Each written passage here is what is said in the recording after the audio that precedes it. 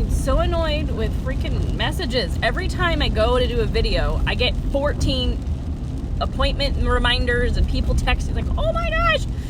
And then as soon as I'm off, nope, nothing. It's like when you have a kiddo or an animal, like a fur baby, that the second that you get on the phone, they're like freaking out.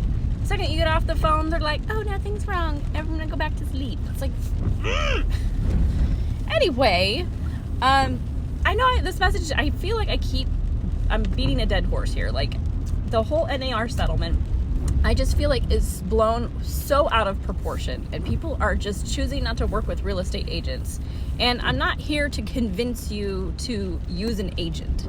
I'm just here to tell you what it would be like for you if you don't use an agent. And it's completely up to you. And I always say this too, like, you can file your own taxes. You can represent yourself when you have a lawsuit. You can do these things that you can hire a professional to do all on your own. But you have to understand that when you have a professional that does this, whatever it is that you're needing the professional services for, if they do this all day, every day, you're gonna get a certain return back on that investment that you have with that person. And the liability alone, like if you sell your house in California by yourself, that you're opening yourself up to a lot of liability. That buyer can always come back to you and try to, if you didn't disclose something or something happens to the house, there are so many things that they can come back and sue you for millions of dollars. And that is why people that work with real estate agents, they understand that. They understand what you're getting. Yeah, you're paying 2.5%, 3%, but what are you gaining from that? The liability alone can save you, okay? And again, I'm not here to convince you. Don't work with an agent, that's fine. But if you're choosing solely to not work with an agent because you're terrified of the changes with the NAR settlement, this is what I'm talking about. This is so important for you to get educated. And I'll link again below my whole series that talks about the NAR settlement and what's changed and what this does for you as a buyer.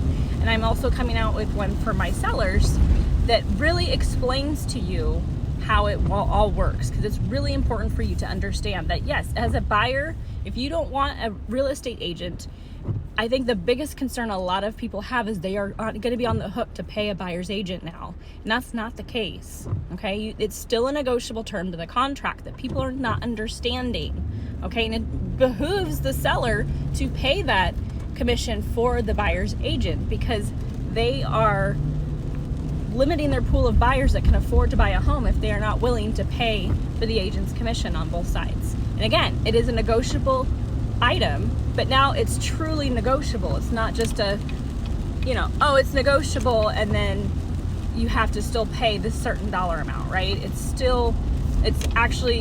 based on the contract itself, and it's a personal thing between the buyer and the seller, and it's not a public, hey everybody, this is what I'm willing to pay a buyer's agent like it used to be. And that was really hard to make it negotiable when everybody was there to see all of their stuff, just like your list price.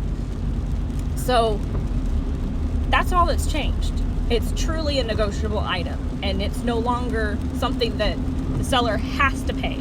It is a negotiable term that they can either agree to pay, they can reject an offer that has the contingency, or it's actually a seller concession that they'll typically ask for to pay for the buyer's agent, or they can say, hey, you know what, I'm willing to pay this amount, and with a counter offer. So there's so many things that a seller can do, and it's really important that the buyer understands that they can negotiate that with the seller.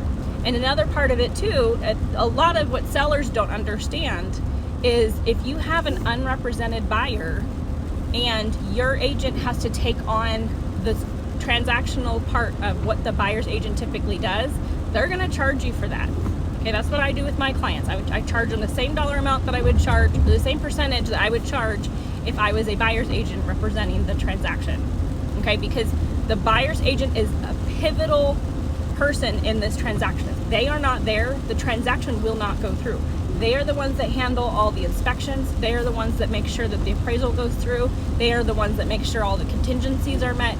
They are the ones that make sure that the lender has the clear to close 3 days before closing. They're the ones that make sure that title is everything 3 days before closing with the Alta settlement statement. There are so many things that a buyer's agent does for the transaction that if the seller's agent, the listing agent, has to do those transactional items, they don't do it for free, right? So this is just a little bit of my advice. Again, I know it's so confusing, all the changes that are happening, but be educated.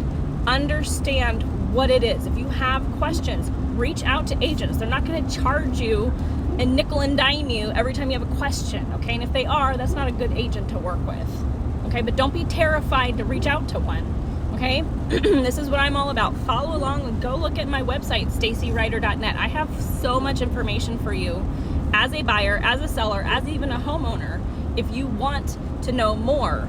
And that way you can feel informed so that when you do reach out to an agent, you're not terrified because you understand exactly what role they play, how much they charge for their commissions, what it's all about, when you actually hire an agent, when all of that works. And my website tells you all of it, okay? And again, if you have questions, reach me. My contact information is below, and you guys have a great day.